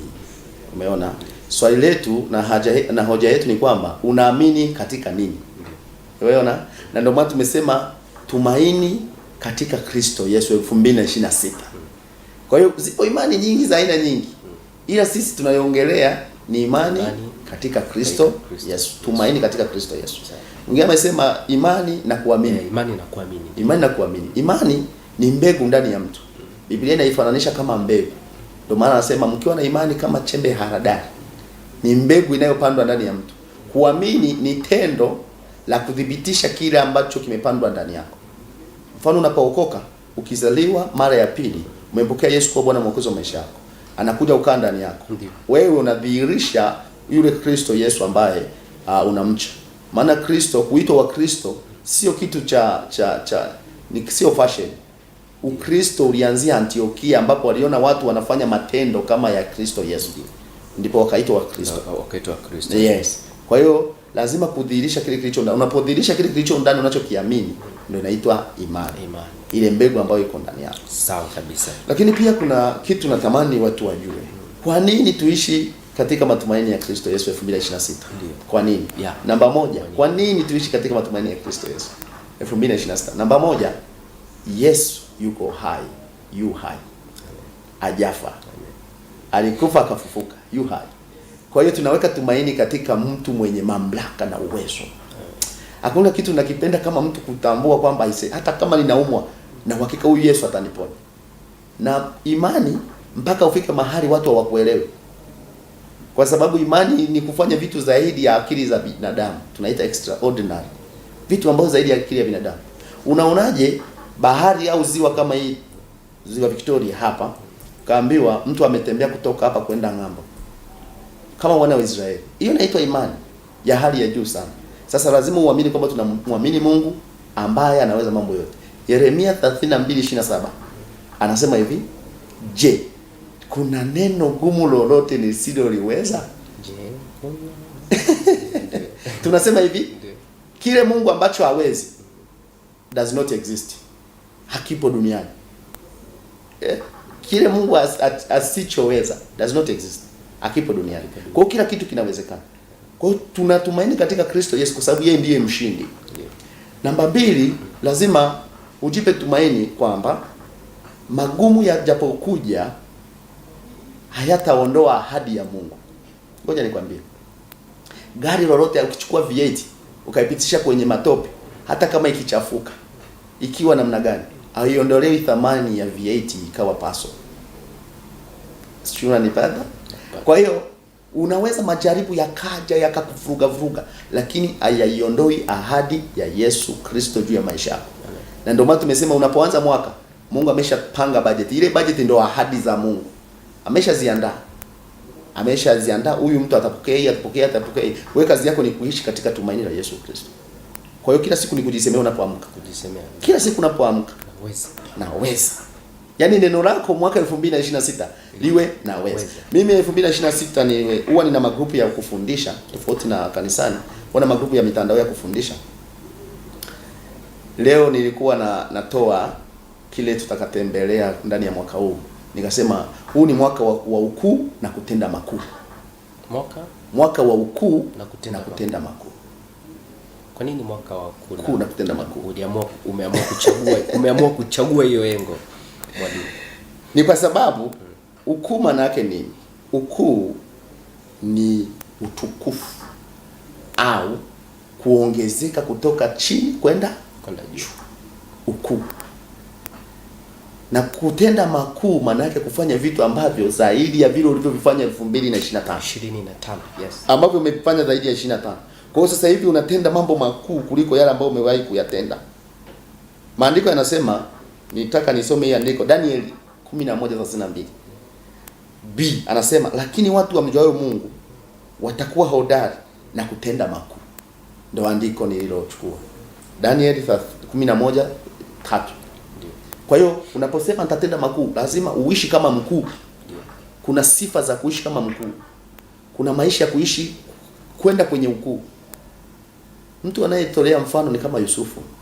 Yusufu alikuwa mdogo, anaona ndoto ya kuwa waziri mkuu kule Misri, lakini aliyoyapitia, akakataliwa na ndugu zake, akauzwa utumwani, akasingiziwa kumbaka mke wa Potifa, akapelekwa jela, ametoka kula ndo anakuja kuwa mkuu. Kwa hiyo usishangae ukaona tarehe 1, tarehe 2, tarehe 3 mambo hayaendi, ukafikiri Mungu amekuacha. Mwingine anaweza kusema kwa sasa naona mambo yangu kama hayaendi, Mungu ameniacha. No. Mungu hajakuacha. Kufuru kabisa. Mungu hajakuacha. Na nataka nikwambie hivi, siku zote ukipanda mlima kwa muda mrefu, mlima ulio juu sana na mteremko wake huwa ni mkali, si ni kweli? Kwa hiyo ukiona unapanda sana mlima, unapitia magumu, ujue kuna ukuu wako unaandaliwa. Kuna heshima yako inaandaliwa. Lakini hapo nina swali, kuna ukuu wako unaandaliwa na kuna heshima yako inaandaliwa. Umenena vyema kabisa mwalimu na mchungaji NLS. Lakini kuna mmoja ambaye ametembea mwaka 2025, mwaka uliopita, amepita kwenye mlima huu ambao tunauzungumza sasa na uliousema mwenyewe lakini mpaka sasa tumeingia tarehe 26 haoni matumaini na matokeo yoyote. Mtu kama huyo unamsaidia vipi? Kwa sababu tayari inaonyesha ameshakata tamaa na haamini kabisa kwenye swala la kumtumikia Mungu, kwa sababu ni mwaka mzima alitarajia kwa matarajio ya kibinadamu. Biblia ina ushuhuda mwingi. Kuna mtu mmoja alikaa miaka 38 akiwa kiwete. Mwaka wa 38 akapata uponyaji. Kuna mtu alikaa miaka 12 mama anatoka damu. Mwaka wa 12 akapata uzima. Kuna watu walizaliwa wakiwa vipofu mpaka wakawa watu wazima. Wanakasha iko hivi. Haijalishi umepitia mwaka wa kwanza, mwaka wa pili, mwaka wa. Kwenye kitabu changu cha Nyakati Ngumu Hazidumu, ukikisoma kile ndo unajifunza vitu vingi sana. Amen. Ukiona unapitia jambo gumu kwa muda mrefu, ujue kuna baraka zako kubwa ambazo Mungu ameandaa. Iko hivi. Hakuna mama mjamzito anayepata raha akiwa na ujauzito. Ndio. Hakuna mama mjamzito anayepata raha akiwa mjamzito. Na jaribu kumpeleka hospitalini ile siku anakaribia kujifungua. Unalenga nini hapa kwa kupitia sentensi hiyo? Yule mama anakuwa analia sana. Anakuwa anahisi maumivu. Mpaka wakati mwingine wanasema hasirudi tena. Wakati mwingine lakini kwenye maumivu yale wengine wanafanywa operation, wengine wanajifungua kawaida. Kwenye yale maumivu baada ya muda akisha kuzaa tu mtoto akapakata. Yale maumivu yote yanasahaulika. Hata kama angekuwa na mshono tu na ile alama, anakuwa anaiona kawaida, lakini anafurahi kwa sababu mpakata mtoto. Kitu gani namaanisha? Kuna nyakati Mungu anatupitisha mahara fulani. Unajua kuna Mungu anakuchonga ili kusudi akija kukabidhi fedha fulani uwe na uwezo wa kuona discipline na hiyo fedha. Umeona? Ndio. Kiasi kwamba utakapopitishwa mahali fulani ukapakata lile kitu ulikuwa unatarajia, yale maumivu yatasaulika. Na mimi nampa mtu tumaini ambaye amekata matumaini, ambaye amechoka. Mimi mwenyewe niliwahi kupitia nyakati ngumu. Nyakati za kifedha. Uchumi umeyumba, uchumi ueleweki. Lakini nilichokuwa nafanya, nilikuwa namtumainia Mungu, naamini siku moja nitafanikiwa. Naamini siku moja nitatoboa. Vijana wanasema ukutoboa lazima atatoboa. Kwa hiyo hata kama umechoka, inuka hapo ulipo. Nenda tu ukamwabudu Mungu. Nenda kanisani. Tafuta watumishi. Fanya maombi. Kuna watu wengine wamefika wakati, kuna mtu mmoja nikutana naye. Akanambia hivi, mimi mpaka sasa hivi siwezi kwenda tena kanisani. Nikamwambia shida nini? Akanambia mimi nimemuomba Mungu sana. Alikuwa ni binti anataka kuolewa. Nimemuomba Mungu sana lakini hajanipa mume. Hajampa mume, kuna mwingine pia hajampa mtoto. Hajanipa mtoto. Hajafanya nini? Kwa nini awendi? Akasema amna. Naona Mungu kama vile ajibu. Ngoja nikupe kisa kimoja. Mtu mmoja kwa ufupi sana. Kwa ufupi tu. Mtu mmoja tena hapa pakana ya zero. Mtu mmoja alikuwa tena mtumishi wa Mungu mzuri. Akaomba fika wakati mbona Mungu anijibu. Wakati amesema Mungu ajibu akaacha kwenda kanisani. Akaacha kwenda kanisani kabisa. Tena akamwambia mchungaji wake, kuanzia leo mimi sio mshirika wako na simtaki Yesu. Alipomwambia simtaki Yesu, akasema na Jumapili nitaenda kunywa pombe. Na kipindi anaenda kunywa pombe, majaribu ndio alimfanya mpaka majaribu yakamfanya ni ulaibu wa ulevi. Yaani anatiwa moyo, lakini anasema hapa. Na ndio maana kwenye jaribu lako adui anakutafuta. Yesu alipomaliza siku 40 za kufunga, shetani akaja kumjaribu. Wakati ameenda kunywa pombe, ameingia si mgeni. Alipoingia akapewa ile pombe alikuwa anahitaji. Meza ya jirani wakaanza ugomvi. Walipoanza ugomvi, jamaa akashika chupa anarusha chupa, jamaa alipokuwa anamrushia chupa akainama. Ikampiga yule aliyemwacha Yesu, akasema nimekata tamaa, ikaenda kupiga kichwa chake. Ni historia mbaya na ushuhuda mbaya ambao unahuzunisha. Ilipompiga damu zikatoka. Zile damu zinatoka, hakufikishwa hospitalini, akaondoka. Akawa amefariki. Kwa nini nazungumza hivi? Alimkataa Yesu, na ukifariki moja anayekupokea moja kwa moja unakufikia kwenye kiti cha hukumu cha Yesu Kristo. Kwa hiyo uliyomkataa unakutana naye. Kwa hiyo majaribu yapo, majaribu hayakuui. Majaribu yako sio kwa ajili ya kukuua. Majaribu yapo kwa ajili ya kukukomaza. Naomba nimalizie hichi kitu iko hivi. Ndio. Ukiangalia yale mamjamaa mabouncer yenye mikono mikubwa yanaenda gym, sio? Ukiwa unaenda gym, hata mimi nilivyo hapa, niliwahi kuwa nafanya hiyo kitu miaka fulani. Ukiwa unaenda gym, wakati unaanza mifupa inauma, misuli inauma. Mara ya kwanza ya ngapi hapa unaweza ukasikia vibaya. Kwa nini? Misuli haijazoea. Lakini unavyoendelea ile misuli inapata nguvu, unashangaa umetuna. Umeongezeka, umekuwa na misuli. Sasa kitu gani kinafanyika? Unapokuwa na imani katika Yesu Kristo, Yesu anakupokea na kukaribisha. Amen. Kinachofanyika, anaanza kuhakikisha anatunisha misuli ya imani yako. Na misuli ya imani inapitishwa kwenye majaribu, mambo magumu. Ukishafanikiwa ukavuka, uwe na uhakika unapokea baraka kubwa. Amen. Uwe na uhakika unapokea baraka kubwa. Leo kiukweli leo umejiandaa kweli kweli kuja na nondo za mwaka mpya.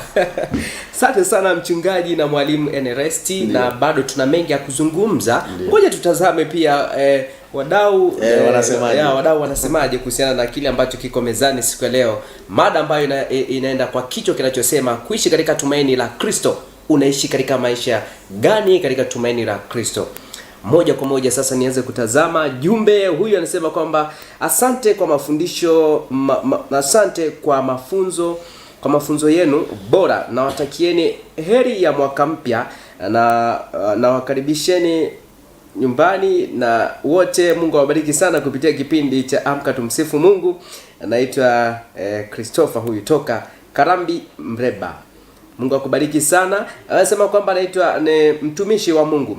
Naitwa Gerard Chiteto kutoka Dodoma, kijiji cha Nzali, kitongoji cha Muungano. Swali: kwa nini Wakristo tunamtukuza sana Yesu kuliko Mungu?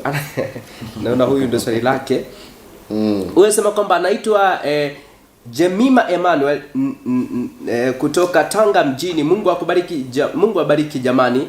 Niwatakie mwaka mpya na uwe na baraka tele. Mungu akubariki pia. Sema Mungu awabariki sana watumishi wa Mungu. Somo hilo litaniishi, maana limeniimarisha sana. By Yasinta EAGT Dabalo huyu.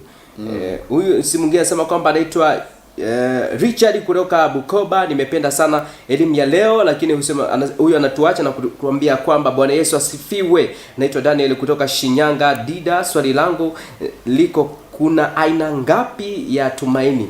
Pia je, umaskini dhambi au sio dhambi? Je, umaskini ni haki yetu? Je, kwa nini sisi wengi ni wahitaji wakati tunabarikiwa na baba yetu Ibrahim?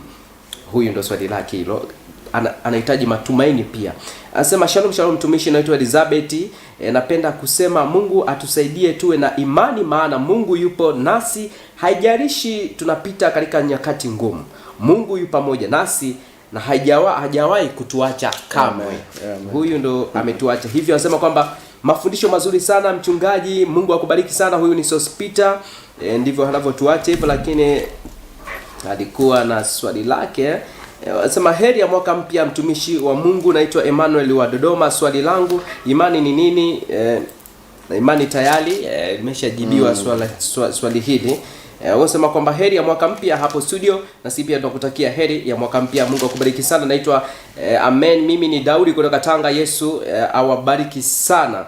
Anasema kwamba Bwana Yesu asifiwe. Naitwa Segota kutoka Morogoro. Heri ya mwaka mpya kwa watu wote, nchi zote, na kipindi cha Amka Tumsifu Mungu. Mungu awabariki sana. Swali langu, ni kweli Yesu alizaliwa tarehe 25? Na marejeo yangu ni kwamba nahitaji matumaini ya kuweza kumfikia Yesu Kristo. Nifanye nini? Unasema haleluya mtumishi. Mimi swali langu ni kwamba kwa nini tunasali lakini bado watu wengine wanashindwa kuwa na matumaini ya kumfikia Yesu Kristo? Na huyu anasema kwamba Yesu atukuzwe. Swali langu ni kwamba nitawezaje kuvuka hatua hii kwenda vizuri kwa mwaka 2026? Hayo ni maswali ya wadau ambao wameweza kututazama na wanatufuatilia kwa karibu sana. Maswali ni mengi kwa kweli, watu wengi wanatufuatilia. Na ujumbe huu wa mwisho anasema, naitwa Dominic, nimetokea Dodoma maeneo ya na watakieni heri ya mwaka mpya watu wote, uwe na mwaka na baraka kwa neema tele Mungu na wewe pia aweze kukubariki sana. Na imani hayo maswali pia yanaweza akatupeleka ukayajibu kwa kifupi sana, yes, kutokana na muda jinsi unavyozidi kukimbia na tunapo watu wanabidi waende kwenye ibada nyingine. Lakini bado watu wanatuma jumbe zao kwa namna jinsi wanavyobarikiwa. Karibu sana mchungaji. Kuna maswali mengi utanikumbusha, lakini na swali ambalo lile la kwanza anasema kwa nini tunamtukuza Yesu kuliko Mungu? Yohana, na tutapataje hiyo imani? Injili ya Yohana sura ya kwanza mstari wa kwanza. Tasomea hili andiko itafaa. Yohana 1:1 anasema hapo mwanzo kulikuweko neno. Ndio. Naye neno alikuwa kwa Mungu. Naye neno alikuwa Mungu. Huyu neno anayezungumzwa ni Yesu Kristo. Ndo mstari wa 10 anasema naye neno alifanyika mwili akakaa kwetu nasi tukamwona katika utukufu wake, utukufu kama mwana wa pekee atokaye kwa Baba. Kwa hiyo unapomsema Yesu unamsema Mungu. Sasa hapo mwanzo alikuwepo neno, naye neno alikuwa kwa Mungu, na huyo neno alikuwa Mungu. Kwa hiyo unapomsema Yesu popote unamsema Mungu. Na ndio maana siku moja niliwahi kuuliza kwa nini nyinyi mnasemaga kwa jina la Yesu? Na ukitaka kujua kwamba yuko Mungu, angalia tunapokuwa tunaombea watu. Mtu hata akiwa amefungwa na vifungo, ukisema kwa jina la Yesu mtu anafunguliwa. Mtu anawekwa huru. Kwa nini? Umemtaja Mungu. Yaani ukimtaja Yesu umemtaja Mungu. Kwa hiyo Yesu ni Mungu, Mungu ni Yesu. Hii kitu ni Utatu Mtakatifu nafanya kazi kwa pamoja. Unaona? Kwa hiyo hata tangu mwanzo ulipokuwa inaumbwa dunia, ulimwengu huu, kitabu cha Mwanzo sura ya kwanza na mstari wa 3, maandiko yanasema hivi. Anasema Mungu akasema iwe nuru, ikawa nuru. Ile nuru anayoisema ilitangulia kwanza Yesu Kristo awepo. Kwa hiyo Yesu amekuja kuzaliwa baada ya miaka kadhaa huko, lakini Yesu Kristo alikuwepo tangu mwanzo. Akitumika katika hata uumbaji. Kwa hiyo Utatu Mtakatifu unafanya kazi kwa pamoja. Lakini kuna mwingine amesema nitawezaje kuvuka?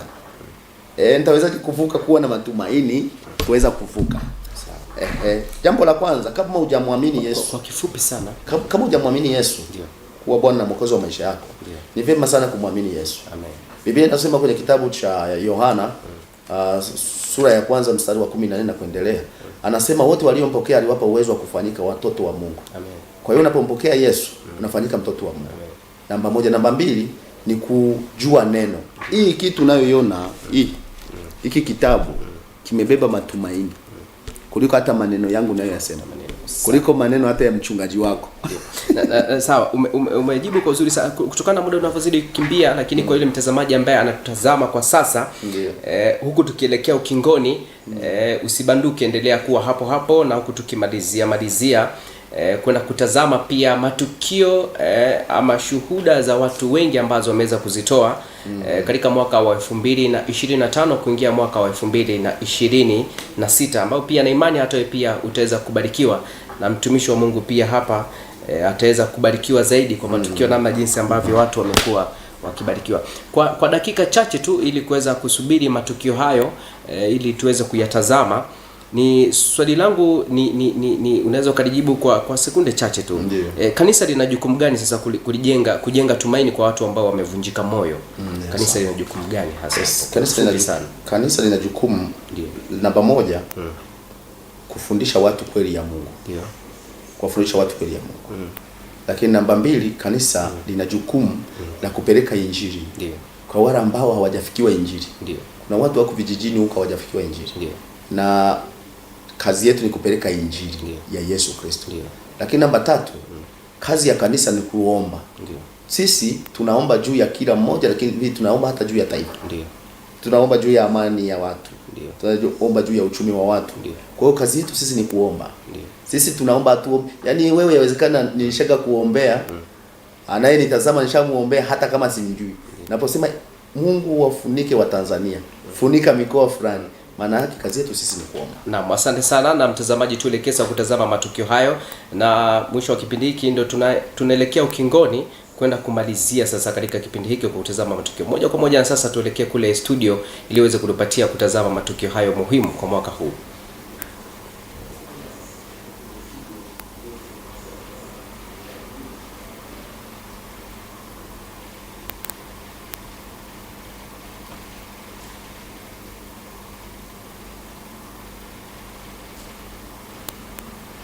Mwandaaji wa simulizi hii ni Emmanuel Makuliga. Na hili ni moja kati ya tukio kubwa kabisa ambalo liliweza kuitikisa dunia: kufariki kwa Papa Francis. Papa Francis alizaliwa huko Argentina mnamo Disemba 17 mwaka wa 1936. Alichaguliwa kuwa papa mnamo Machi 13 mwaka wa 2013.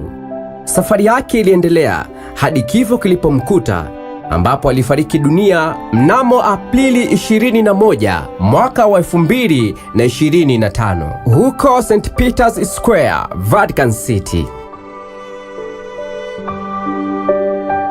Papa Francis alichaguliwa mnamo Machi 13 mwaka wa 2013 na kuapishwa kwake mnamo Machi 19 mwaka wa 2013. Kifo cha Papa Francis kilikuwa tukio la huzuni kubwa duniani. Papa huyu alijulikana kwa maisha yake unyenyekevu, kupigania maskini waliotengwa, kutoa ujumbe wa upendo, msamaha na amani. Siku ya kifo chake, mamilioni ya watu wengi walikusanyika Vatican na makanisa mbalimbali duniani kuomba. Walitoa heshima zao za mwisho, jambo lililoonyesha kuwa imani inaweza kuunganishwa na wanadamu wote duniani.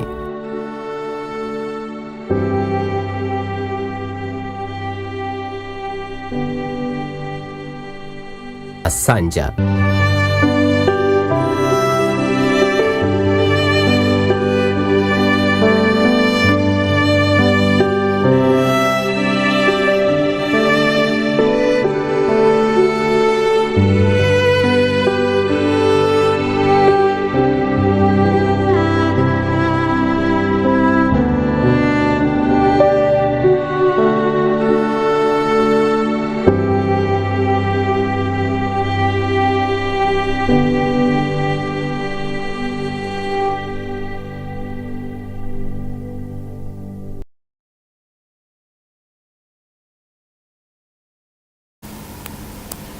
Na mtazamaji, na imani umebarikiwa na matukio hayo matatu makubwa ambayo tuweza kuiangazia kwa upana sana kwa mwaka 2025.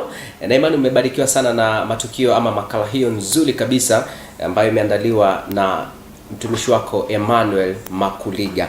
Na sasa ni kurejeshe kwa ukaribu sana tunapoelekea ukingoni kwenda kuhitimisha kipindi chetu, kwenda kutazama kwa kina zaidi kile ambacho tulikuwa tukikizungumza hapo awali na mtumishi wa Mungu huyu, mwalimu na mchungaji kutoka kanisa la EAGT NRST.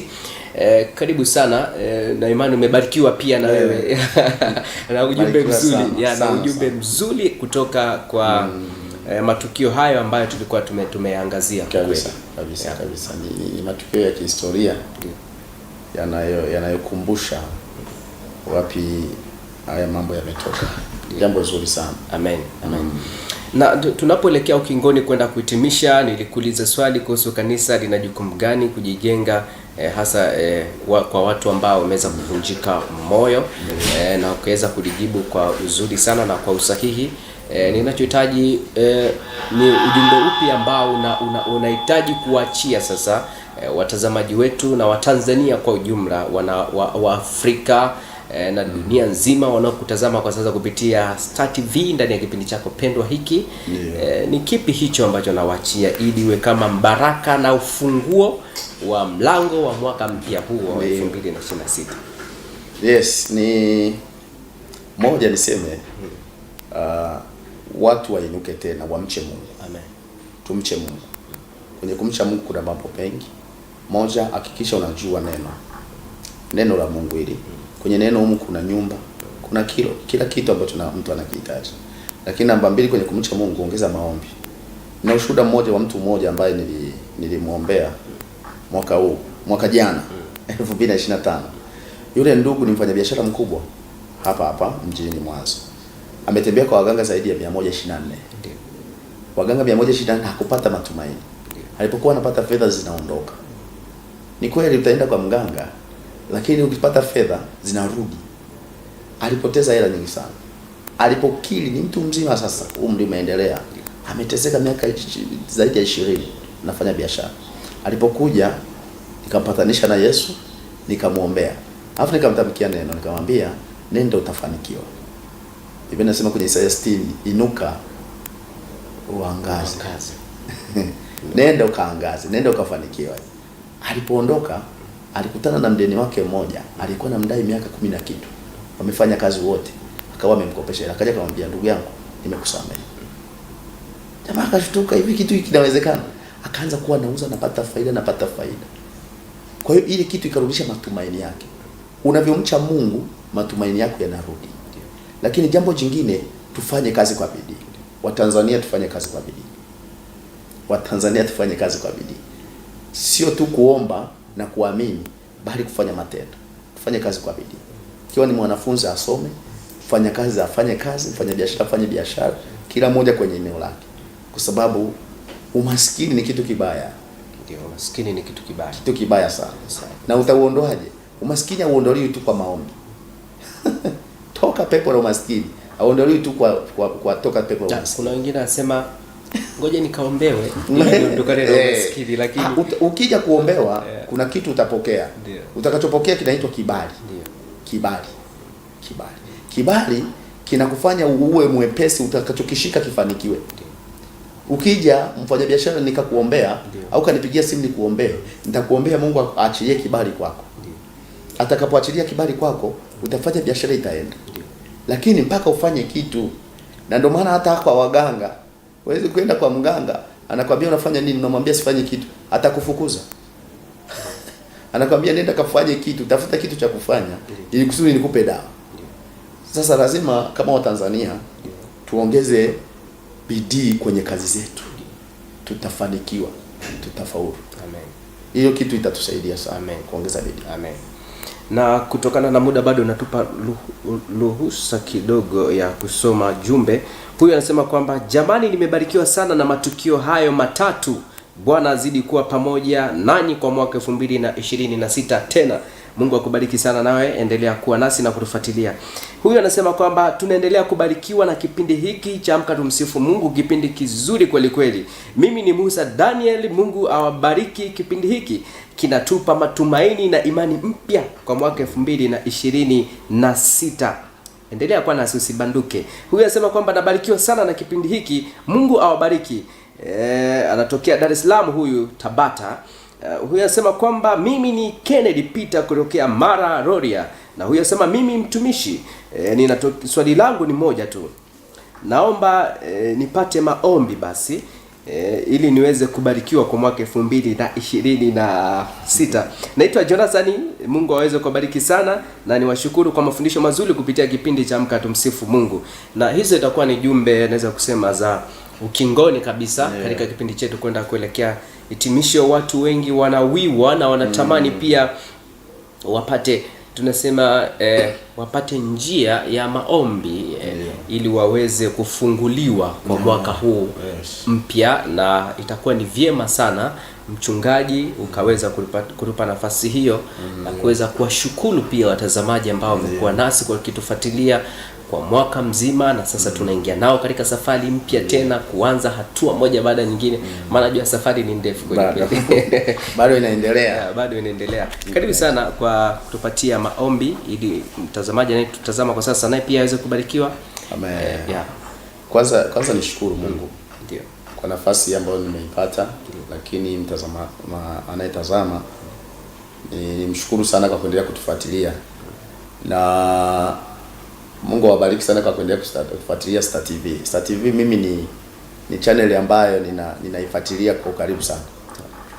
Lakini pia nishukuru sana kwamba kwa uongozi na msimamizi pamoja na unayeendesha kipindi, kwa nafasi hii ambayo tumeipata kuweza kuelimisha. Hapa tunaelimisha watu. Na najua kuna watu wanarejeshwa kwenye tumaini. Kuna watu wanarejeshia tumaini. Kwa hiyo tunamshukuru sana Mungu. Na mimi napatikana hapa Mwanza. Mwanza, na muda wowote mimi ukinitafuta utapata huduma. Njia zipi ni rahisi sana kuweza? Njia rahisi ni namba ya simu. Ndio. Namba ya simu, na nina magrupu ya mafundisho mbalimbali ya kwenye magrupu ya WhatsApp na maeneo mengine. Namba yangu unaweza nikaitaja. Ni 0753 48 76 38. 0753487638 au nyingine ni 0762487638. Rudia tena.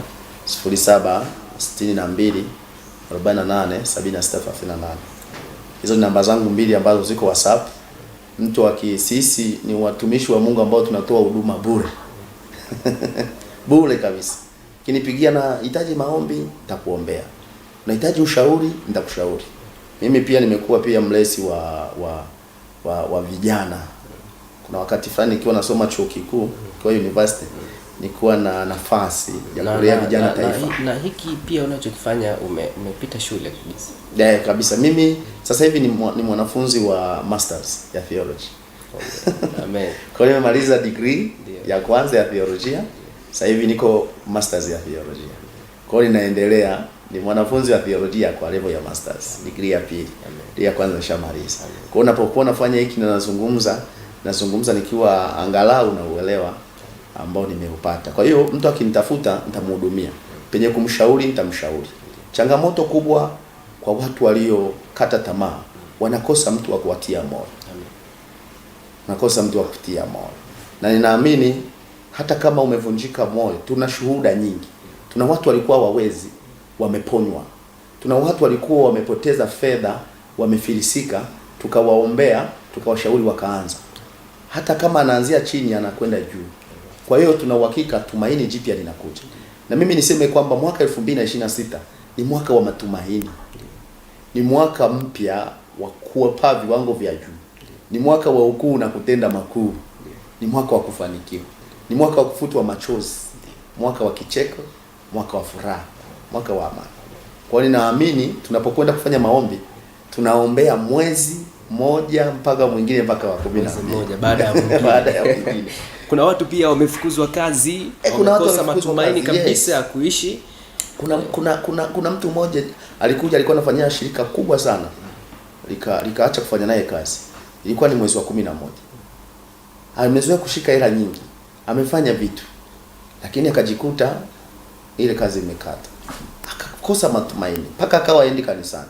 Mwezi wa 11, wa 12 ambao unakaribia kuisha, nikamtembelea.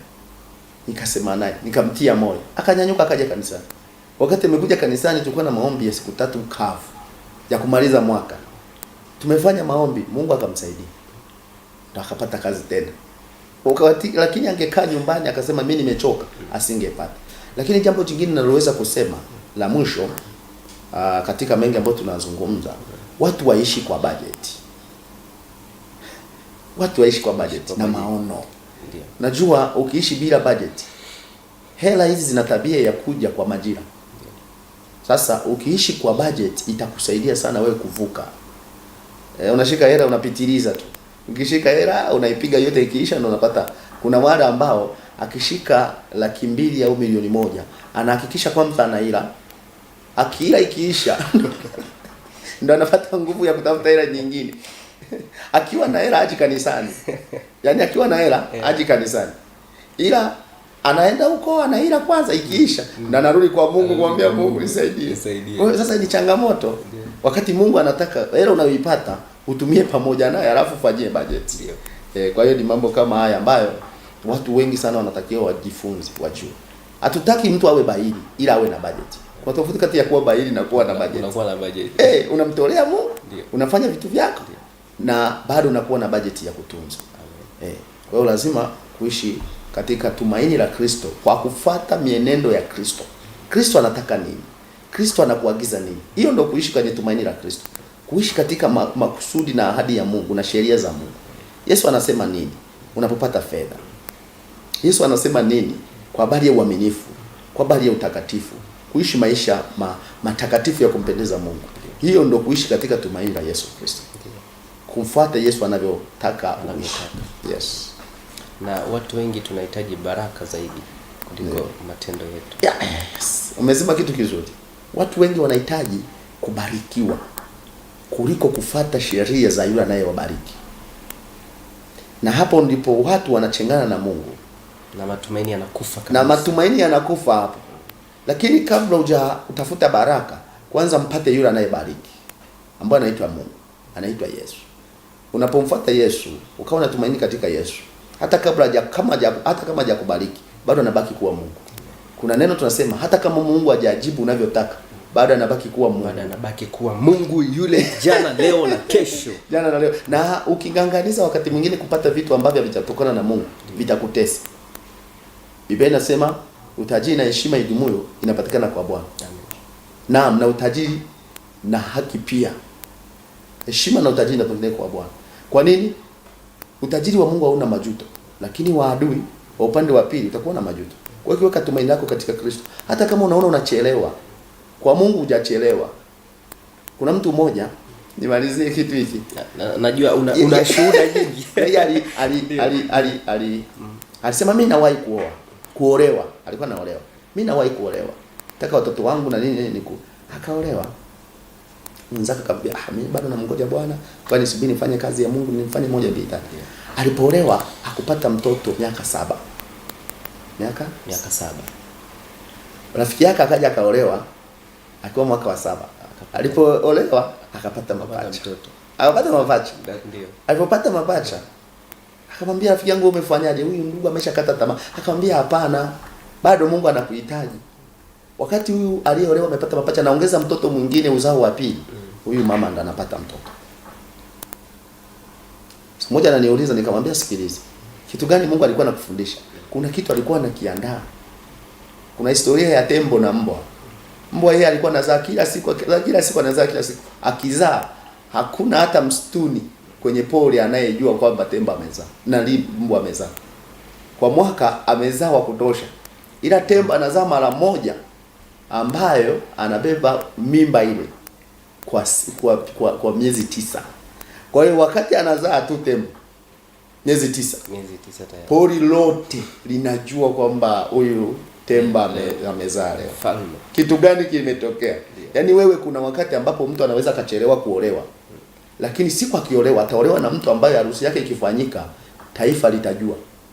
Kwa wanatakiwa kuishi katika tumaini la kusubiri. Watu wengi wana imani ya kuomba kwamba Mungu yupo, lakini hawana imani ya kusubiri. Mimi mwenyewe unayeniona hapa, kuna vitu bado navingojea. Mungu atende kwako. Mungu atende kwangu. Kuna kiwango, kuna level inabidi nifike. Sasa lazima uishi kwa kungoja, kwa tumaini. Sio kukata tamaa, usikate tamaa.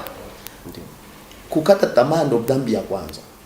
Kikata tamaa ndo dhambi ya kwanza. Kuna wana Israeli walikuwa wanasafiri kutoka Misri, wanakwenda Israeli. Walipokata tamaa tu, wengine wakaanza kukufuru, wakaishia njiani, wakaishia jangwani. Kwa hiyo unapokata tamaa, maana yake unachelewesha baraka zako, unachelewesha muujiza wako unapokata tamaa. Unapoendelea kumwamini Mungu, ndivyo baraka zako zinazidi kusogea. Amen. Kwa sababu kwenye maisha yetu tunayoishi ni foreni, tuko kwenye foreni. Mimi nikikuona wewe umefanikiwa, ninajisemea moyoni mwangu, sikuchukii. Nasema ikiwa wewe umebarikiwa na Mungu, basi nina uhakika foreni yangu na mimi nasogea na mimi nitabarikiwa. Amen. Sasa watu wengi sana wamekata tamaa. Ninataka niseme neno moja ya kwamba ni wakati wa kuinuka. Ni wakati wa kuinuka tena. Inawezekana tena kuinuka. Biashara yako iliporomoka, ukarudi chini, ukafilisika, bado inawezekana. Nimekutana na watu wameanza na biashara ya 50,000, wamefika mamilioni na mamilioni. Amen. Inawezekana tena kuanza. Amen. Kwa nini? Zile nyakati ngumu hazitainuka tena. Amen. Andiko la kuachia ni Nahumu 1:9. Nahumu sura ya kwanza, la kuachia siku hii ya leo. La kuachia siku ya leo. Na hilo si kwamba ndo watatembea nalo kwa mwaka mzima wa 2020. Wale waliovunjika moyo na waliokata tamaa. Amen, amen. Nataka niwape ili andiko watembee nalo. Nahumu 1:9. Biblia inasema, unawaza nini juu ya Bwana? Kwa maana mateso hayatainuka tena mara ya pili. Mateso hayatainuka tena mara ya pili. Kwa hiyo zile nyakati ngumu ulizopitia mwaka 2025, amini ya kwamba hazitainuka tena 2026. Hautoziona tena 2026. Anza kukiri. Mimi natamani kila mmoja angeanza kukiri, nakataa maskini, nakiri utajiri. Nakataa magonjwa, nakiri uzima. Nakataa kuwa chini, nakiri kuwa juu. Nakataa kuwa mwenye hofu na mashaka, ninakubali kuwa mwenye tumaini. Nakataa kukata tamaa, napata neema ya tumaini la kuendelea. Kwa hiyo kila unapoamka unajisemea. Na asante sana jumbe naona bado watu wanatafakari ukuu wa Bwana.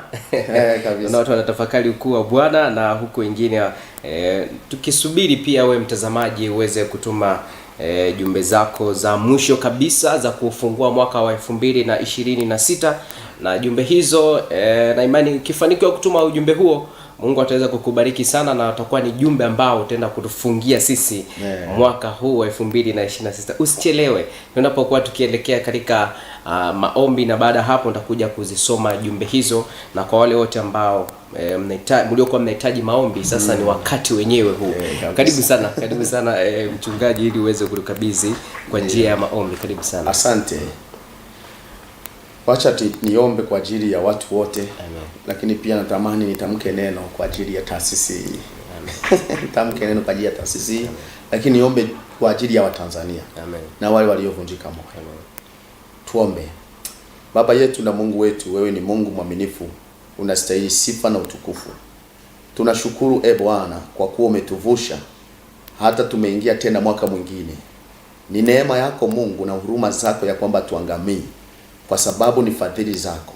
Wako watu Mungu walipitia magumu, adui aliwaza mabaya juu yao, adui aliwaza waangamize, adui aliwaza ajali, adui aliwaza mapato yao na uchumi wao uweze kurudi nyuma, aliwaza hata wasishike hata 1,000, lakini Mungu umewatetea na kuwapigania, umewashindia. Neema yako Mungu imekuwa juu yao. Tunao watoto wetu kwenye familia, Baba umewatetea na kuwalinda. Hata waliokuwa wanaenda mashuleni uliwatetea na kuwapigania. Wafanya biashara ulikuwa pamoja nao, wafanya kazi ulikuwa pamoja nao. Mungu wa Israeli, ninakuita tena kwa jinsi mkono wako ulivyotuvusha 2025 ukatuingiza 2026, ndio mkono huo ukatembee pamoja nasi. Bwana Yesu, tunaiweka 2026 mikononi mwako. Mwezi wa kwanza ukawe mwezi wa baraka, mwezi wa ushindi, mwezi wa kicheko, mwezi wa amani. Februari nayo ikawe mwezi wa baraka, neema yako Mungu ikatamalaki. Naombea mwezi wa 3 ukawe ni mwezi wa ushindi, mwezi wa tumaini, mwezi wa kupokea katika jina lako Yesu. Mwezi wa 4 nao tunaweka mikononi mwako. Damu yako iliyomwagika msalabani ikatamalaki, ikaachilie neema tena mwezi wa 4. Mwezi wa 5 tunaweka mikononi mwako. Mwezi wa 6, mwezi wa 7, mwezi wa 8, mwezi wa 9, mwezi wa 10 na 11 na mwezi wa 12, miezi 12 ya mwaka 2026 na siku 365 na wiki 52 tunaziweka mikononi mwako. Zikawe ni wiki za baraka, zikawe ni wiki za ushindi, zikawe ni wiki za amani. Na waombea wafanyakazi, Bwana watokezee njia, wape kibali kwenye kazi zao wanazozifanya. Mungu, ninawaombea wafanyabiashara, Bwana ukawatetee, ukawape kibali kwenye biashara zao. Wanapouza wakauze pamoja na wewe, wanapofungua wafungue pamoja na wewe. Achilia roho ya faida wala sio roho ya hasara. Achilia roho ya kukusanya, sio roho ya kutapanya, kwa jina lako Yesu. Nawaombea wakulima nchi hii Bwana, kilimo ni uti wa mgongo wa kipato cha taifa. Bwana simama juu ya wakulima, nyeshea mvua za baraka, mwaminifu wapate kuvuna katika jina lako Yesu Kristo. Wako wafugaji Mungu, bariki mifugo yao ikapate kuongezeka. Mungu mwaminifu tamalaki.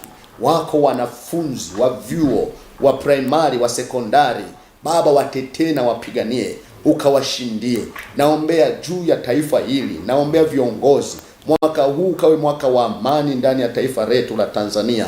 Ukawe ni mwaka wa kufanikiwa, maana hatuwezi kuvuka na kufanikiwa pasipo amani. Mungu mwaminifu, ninaombea waliovunjika moyo, waliokata tamaa, Bwana ukawatie tumaini, ukawape tumaini jipya. Mungu wakakujue wewe na ukajidhibitishe kwao. Walio wagonjwa, yawezekana wengine wako vitandani, Baba ukawainue. Wanapoanza mwaka huu wakapokee muujiza wa kuinuka tena kwenye hivyo vitanda, wakauone mwaka kwa amani na kwa furaha, ukawafanyie kicheko. Wako waliovunjika moyo kwa sababu ya biashara zao, Baba watetee, wainue tena, wape mitaji, wakutanishe na watu sahihi katika jina lako Yesu Kristo. Wako wafanyakazi wengine wamepunguzwa, wengine Bwana wameondolewa, wengine wanapunguziwa mishahara. Baba wape neema, wape kazi, ongeza mishahara, wape promotion katika jina la Yesu Kristo wa Nazareti aliye hai. Baba, tunaweka mikononi mwako, kila mmoja tunamweka mikononi mwako. Yesu, endelea kutamalaki na kudhibitika. Mwaka huu ukawe mwaka wa baraka. Naombea taasisi ikawe taasisi ambayo itapaa mataifa na mataifa. Mungu kaipe kibali ndani ya taifa la Tanzania. Kwa kuwa watumishi wako tunaanza mwaka pamoja na wewe. Tunafungua mwaka huu pamoja na wewe. Tunaamini siku zote tutakwenda pamoja nawe, wala hautatuacha, wala hautatupungukia. Neema yako Mungu itakuwa upande wetu. Libarikiwe jina lako Mungu. Tunajiweka mikononi mwako. Kila mmoja akawe na tumaini lako katika Kristo Yesu, na kutembea katika tumaini 2026. Ni katika jina la Baba na la Mwana na Roho Mtakatifu tunaomba na kuamini. Amen. Amen, amen. Mungu akubariki sana mchungaji Ernest na mwalimu. Mungu akubariki sana kwa nafasi hii ambayo umeweza kutupatia. Kwa dakika chache tu ambazo tumesalia nazo kupitia maombi haya, nimeona kuna jumbe watu wamebarikiwa zaidi. Na mimi nitapita nazo kwa ufupi sana. Huyu anasema kwamba anaitwa Daudi kutoka Tanga. Nimebarikiwa sana na mtumishi wa Mungu kwa kunipa imani kwa maombi hayo. Anasema kwamba anaitwa Yohana Masatu Nicole Mwanza. Namshukuru sana Mungu kwa kunivusha salama, na kwa maombi hayo nimebarikiwa sana sana sana.